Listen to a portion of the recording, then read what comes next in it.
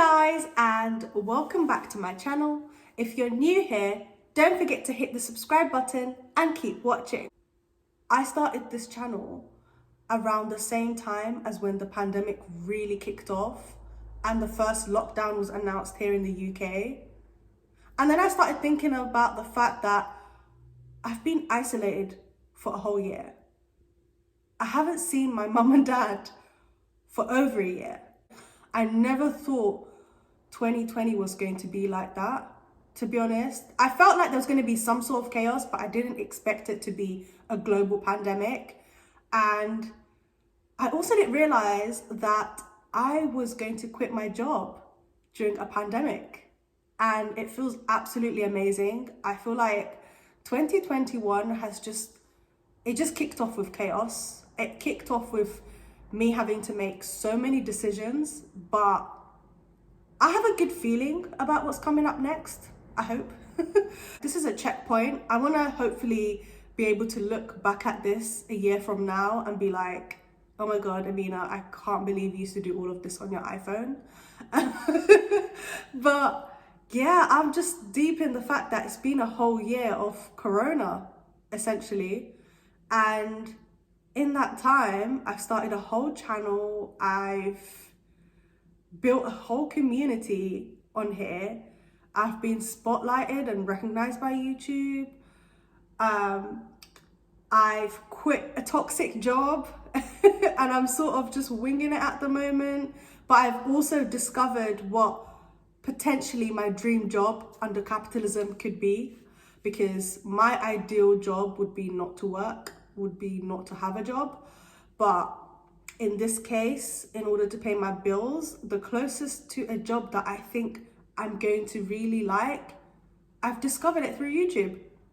And I've discovered it through making accessible content. Since I've handed in my notice, it's been like a few weeks now, my skin is glowing, my sleeping pattern has gotten better, my cycle is back to a perfect 28-day cycle. I feel a lot stronger, physically speaking. Like, one thing that was really affecting me during the pandemic was my bones kept aching. I kept getting migraines, headaches. And I realized a huge part of that was because I was always indoors. And I've also noticed that I don't leave my house as often. Like, at one point, I went almost a whole month without leaving my house. And it was insane. Like, it was actually insane. I think the only time I left my house was to go downstairs and put the trash away.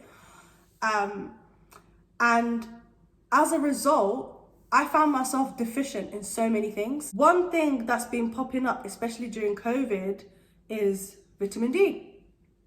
Vitamin D, vitamin D, vitamin D. I think there's something that most of us, especially from ethnic minority backgrounds, especially in the Somali community, I would say, we need to take more seriously. Last year, around, let's say October, November time, I decided to change up my whole routine when it comes to my health. And I literally invested in vitamin D, vitamin C, my iron tablets. Basically, I bought a whole pack of vitamins, and I've just been forcing myself to like be consistent with it, because I'm not going outside. It's not very sunny here in the UK, and my bones were doing the most. And I just found myself very exhausted. My head would get foggy all the time. I could barely work. I could barely concentrate. Sometimes my appetite would just completely go for like days on end. I had a blood test before and it showed that I was low on iron and whatnot, which is quite typical for a Somali girl. But yeah, around November time, I was like, enough is enough. I need to take control of my body. And yeah, I just invested so much in keeping on top of my vitamins. And despite the mental health battles I've had over the past year, that was the one thing I stayed consistent on to this day. And now it's like I've left a toxic job, my skin's glowing again, I have a bit more freedom, I have a bit more of a routine, I'm filming more videos, and I've noticed that I feel a bit stronger now. I feel like I can do more. I'm not getting any migraines as much as before. My head doesn't feel as foggy. The only thing I need to work on now is really being more active and exercising. I did my first workout after months the other week, and it was like, yeah, I've really screwed that one up. But one thing I've noticed particularly is that when I started taking vitamin D more seriously, and I started taking it more often and increasing my dosage, I felt like I could take on the world. And even to this day, I feel like even when I'm having my down days, it's not as bad as last year. It's not as bad as before I started a new regimen and keeping on top of my medication. This pandemic has taught me that health is wealth. I know it sounds cheesy and you probably hear that a lot. Another thing also, I am never going back to walking around in public without a mask. I absolutely love wearing my mask. I don't know why there's people out there that just don't want to wear masks. You lot are just annoying, to be honest. I haven't had a cold, like a proper cold, in months now, basically. It's been like 3 months now. Yeah, I haven't had a cold since before Christmas. Since I've been more consistent with my vitamins, especially vitamin D. Guys, please don't underestimate vitamin D. We don't get enough sunlight here in the UK, so it's really important that you at least take the bare minimum that's prescribed here in the country. And yeah, I just feel like a new person sometimes, like when I'm really productive, when I've had good sleep and my diet's even better, and on top of that I'm taking my supplements, I feel like I can take on the world. I really want to emphasize this, especially towards my Somali people, because we are not in an environment that our ancestors grew up in, that our family grew up in, where it's just sunny all the time. You meet the minimum requirements in terms of your vitamin D intake. I live in the UK, it's just grey. It's one grey, boring, exploitative island, and we just don't get enough vitamin D. So it's really, really important to keep on top of that. I found this really cool website that was recommended to me by one of my mutuals on Instagram. She's also a nurse, so she works for the NHS, and she recommended this really cool website where you can sort of buy like a COVID starter pack, and it's got like all the supplements at the basic that you need. And I started using that around November time, and it's now what, March, and I've definitely noticed a difference. I wanted to do a video on it before, but I wanted to give myself some time to really use it and see if it actually makes a difference, and it really has. So yeah, I just went on a whole rant about my health, but honestly guys, like, I can't believe I've been here for a whole year. Like, I've literally just been chilling with my plants for a whole year and created a YouTube channel in the process. I'm just sort of waiting for that letter to come through so I can just get vaccinated. Guys, the moment I get vaccinated, I'm out of here. I'm out of here. I am looking for the first flight where I can be somewhere sunny, palm trees. I just want to be somewhere warm. I am so sick of being here, and I just can't wait. I just can't. My hope right now is the vaccine. That's literally it at this point. And people that are against vaccines, yeah, you lot, natural selection will deal with you at this point, because I don't know what you're on. Yeah, this is my 1 year checkpoint, guys. I have really been in this YouTube thing for a year now, and never did I think it would get this far. I literally started this channel out of boredom and convenience, because people keep asking me the same questions about the industry that I'm in and life and career and whatnot. Another thing I also want to celebrate as part of my 1 year checkpoint here on YouTube is my passion for accessibility. Like, accessibility was something that I always considered when I first started learning how to code, and I was exposed to web accessibility in one of my modules on my bootcamp. But starting my channel was when I truly got to explore the community aspect of that and really realized that this is something that I want to do for a living.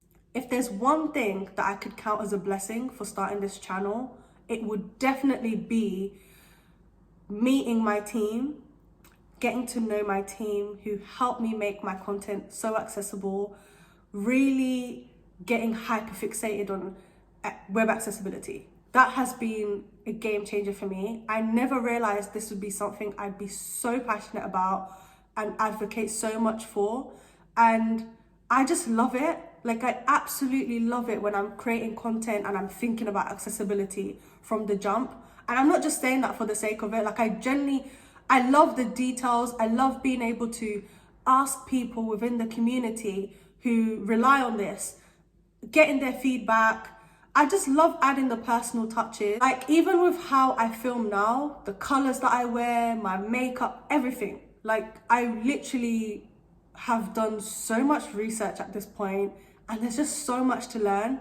And if it wasn't for YouTube, I would not have discovered a potential dream role in the tech industry, which is really to work in accessibility. That's where I really want to use my technical skills.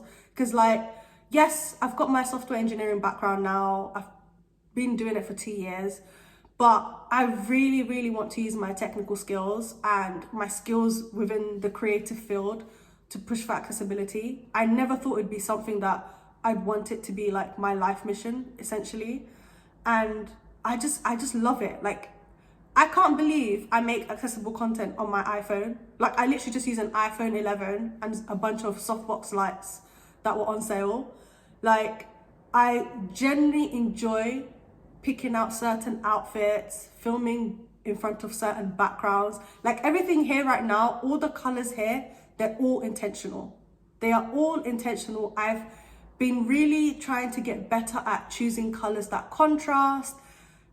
And all because one of my subscribers literally told me that they have low vision and they started watching YouTube videos again because of my channel, and they find it accessible. And yeah, I just did some research, like, okay, cool. How do I make it that much more special for this person? How do I make it just that much more, not just accessible, but enjoyable for them? Because accessibility is an experience. So even stuff like that, I just love it. And I feel like YouTube is such a great platform for that. And this is literally like my playground at this point. This channel is my playground to express myself, to document my journey and my progress. And this is my checkpoint. I don't know where I'm going to be in a year's time. I just hope it's somewhere nice and warm, and I'm stable financially, especially, and I'm happy, and I'm around people that love me and care about me, and I'm able to give back even more. That's where I want to be in a year's time, inshallah. And I'm so excited. Like, I'm so excited. It's actually been a year, guys. This is my message from Amina in 2021. And if she makes it to 2022 at this point in life, just know that at this time, your girl was going through it. She's recovering. It's been one heck of a roller coaster ride. And I hope the future you is rich, happy, around family and friends, and helping people on a much larger scale. So the next checkpoint will probably be next year. And yeah, I will see future Amina in 2022, inshallah. So thank you guys so much for tuning into my ramblings. It's been an absolute pleasure meeting the 1 year mark on this platform, on my channel. Thank you so much for joining this journey. And yeah, as you can already see, I am trying to make my content as accessible as I possibly can, because I believe that accessibility should be a standard and not an afterthought. So if you would like to support me in continuing to pay my translators, I have a link in the description box below where you can give what you can and share it. So yeah, thank you guys so much for watching, and I will see you in the next video. Bye.